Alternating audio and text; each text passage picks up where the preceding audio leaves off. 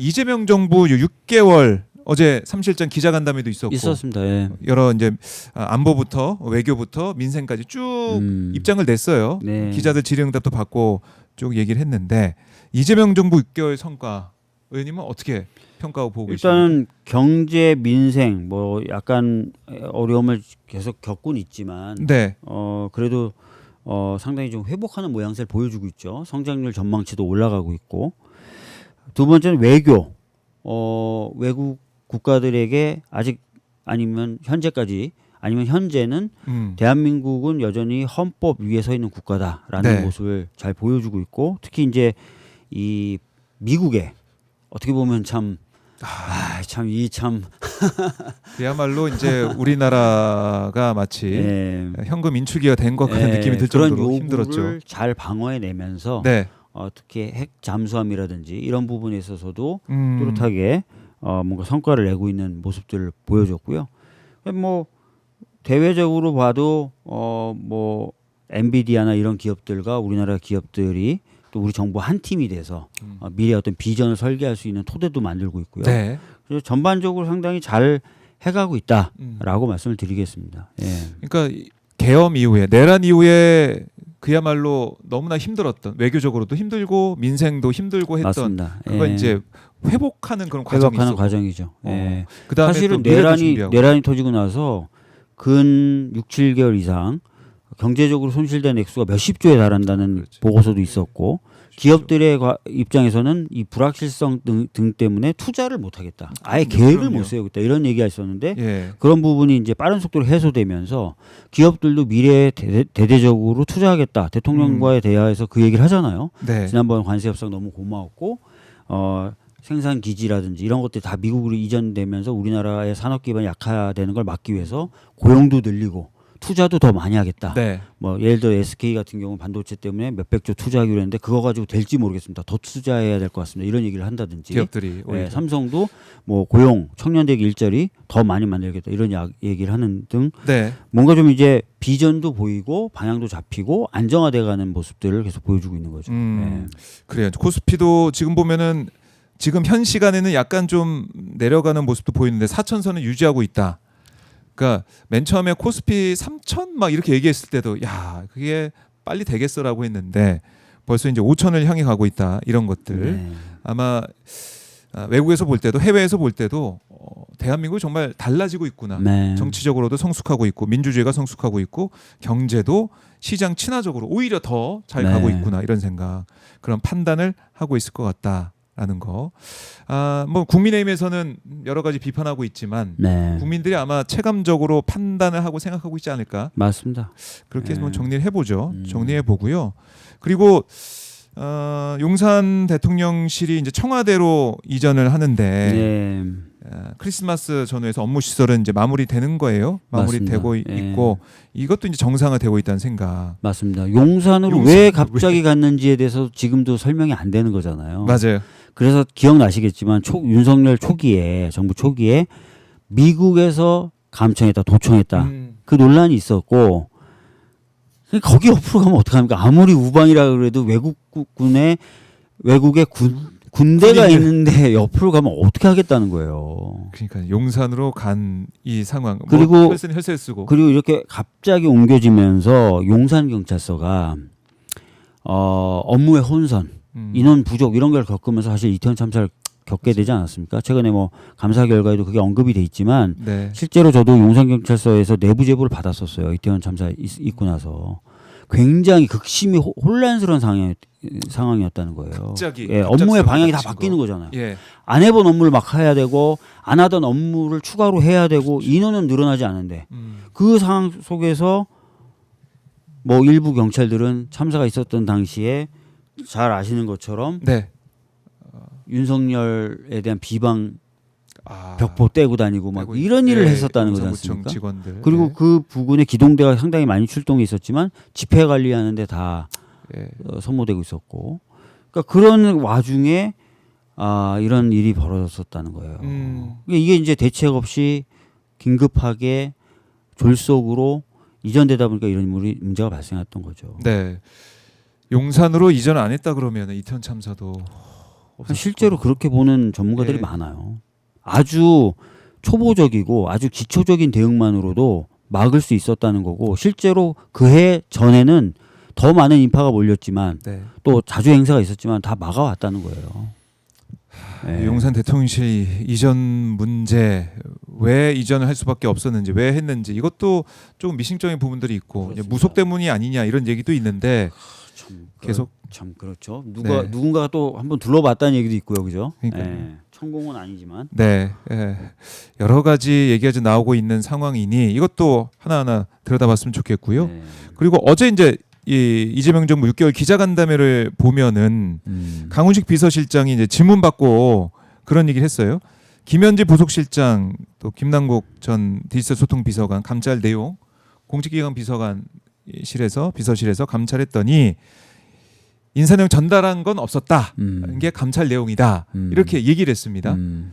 강훈식 실장이 그렇게 얘기하면서 공직기강 문제 이거 다시 한번 다잡고 또 열심히 하나하나 세워 나가겠다 이런 취지의 얘기도 했는데요. 네. 어떻게 보셨습니까? 전달 안 됐겠죠. 네, 상식적으로도 왜냐하면 그 문자 보내다 사진 찍혔고 바로 기사가 났으니까 그러니까 그런 일은 없었을 것이고 앞으로도 없어야 된다.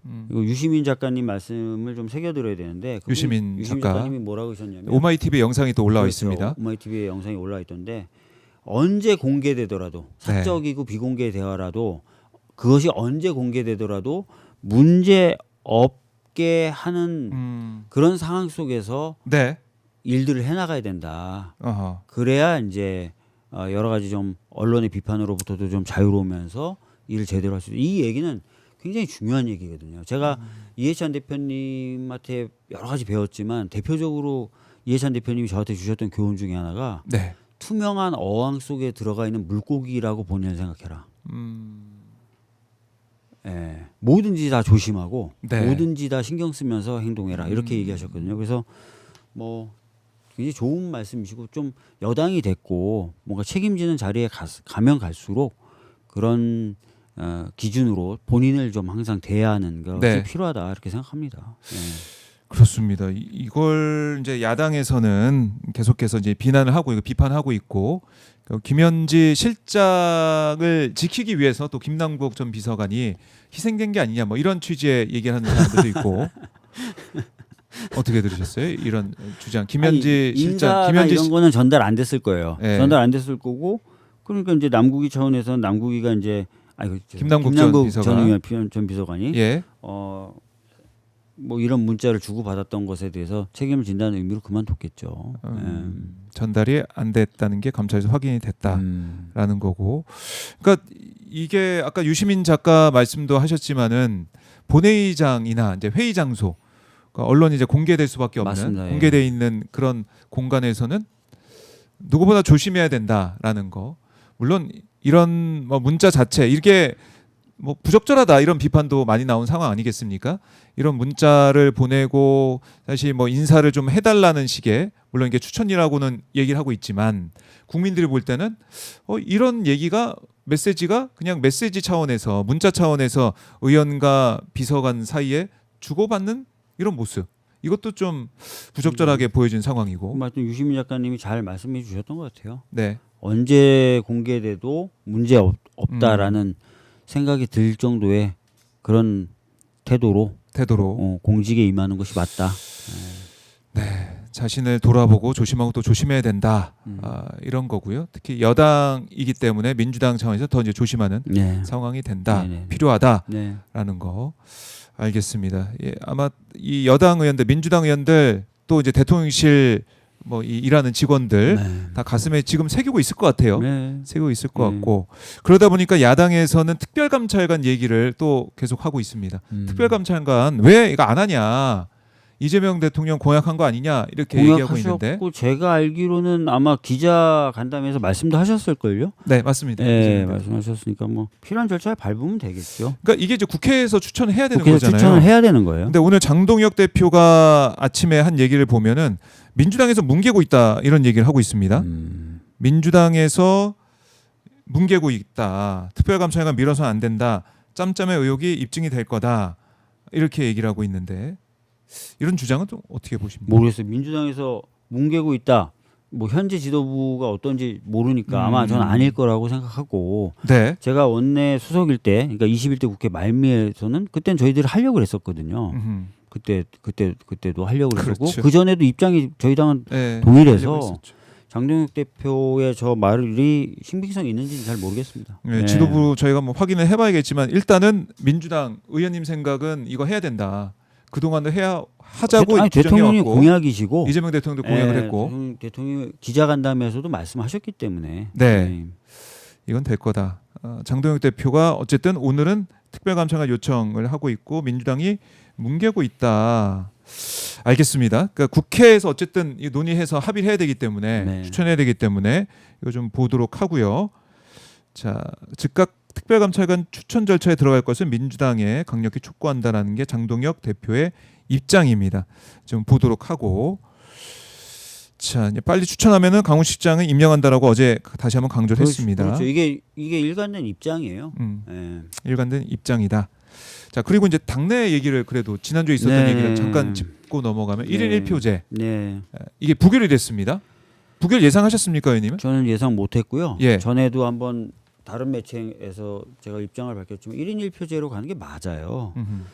그리고 의원들도 1인 1표제를 반대한다기보다는 네. 1인 1표제로 갔을 때에 약간 공백이 생기는 부분에 대한 보완 이런 것들을 많이 얘기했었거든요.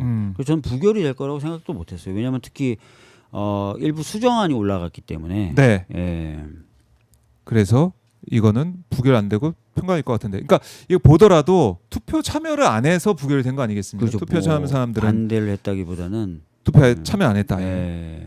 그러다 보니까 일각에서는 그래. 정청래 대표의 리더십 이게 흔들리는 게 아니냐. 왜냐하면은 투표에 참여 안 한 그 행위 자체가 어떻게 보면 정청래 대표가 추진하고 있는 이 사안에 있어서 좀 실망한 사람들, 너무 성급하다는 판단한 사람들 이런 사람들이 있기 때문에 투표에 참여하는 게 아니겠느냐 이런 해석하는 분도 있던데 의원님은 어떻게 보십니까? 근데 제가 이제 거듭 말씀드리지만 제가 이제 분위기를 볼 수 있는 데가 두 가지예요. 의원들 탈방하고 지역위원장까지 원외 지역위원장까지 포함된 지역위원장 소통방 두 가지 탈방인데 네. 일단 그 의원들 탈방에서는 아까 말씀드렸던 대로 반대한다기보다는 보완이 좀 필요하다라는 입장이었고 일부 보완이 됐으니까 이제 잘 된 것 같다 그런 얘기들이 줄을 이뤘었고 지역위원장 그 소통방에서도 그런 흐름이었거든요. 네. 그래서 투표율이 좀 낮은 부분을 어떻게 해석해야 될지가 좀 의아한 거죠. 의원님이 보시기에는 이게 뭐 리더십이 흔들리고 이게 뭐 뭔가 정청래 대표는 비토가 커서 이런 상황이 벌어졌다. 이렇게까지는 해석 안 하시는 겁니까? 그렇게까지는 안 봐도 될 것 같고요. 네. 만약에 한다면 조금 투표 보통 하라고 할 때 좀 하거든요. 투표 좀 해라. 네. 투표 꼭 해야 된다. 이게 약간 좀 부족했나? 뭐 이런 느낌도 좀 받고요. 그런 부족함, 투표 동료나 아니면 투표 열의가 좀 부족했다. 오히려 이제 이재명 대표님 계셨을 때 네. 그 대의원 투표 비중을 떨어뜨릴 때는 좀 반대 그 당시는 좀 처음이라서 그런 게 처음이라서 반대 여론이 좀 셌거든요. 그랬죠. 그때 투표율이 근데 80%가 넘으면서 가결이 됐어요. 네. 근데 지금은 분위기상 아까 말씀드렸던 대로 그때보다는 그렇게 뭐 반발하거나 이런 건 이게 없는데. 없었거든요. 그러니까요. 투표한 사람이 부족했다. 이게 아마 여러 가지 해석은 나오는 상황인 것 같습니다. 그 의미에 대해서 제가 약간 정확히 판단을 못 하시겠다. 예. 알겠습니다. 이거는 뭐 최고위원 선거까지 지금 맞물려 가지고 많은 뭐 언론이나 또 밖에서는 주목을 하고 있습니다. 네. 이게 이제 그 정청래 대표 리더십 관련돼서 뭔가 또 시그널이 아니냐, 당내에 목소리가 좀 변하는 게 아니냐 이런 얘기도 있는데 그렇게까지 해석할 필요는 없을 것 같습니다. 그렇게까지 해석할 필요는 없다. 알겠습니다. 이건 최고위원 선거 과정에서 또 여쭤보도록 하고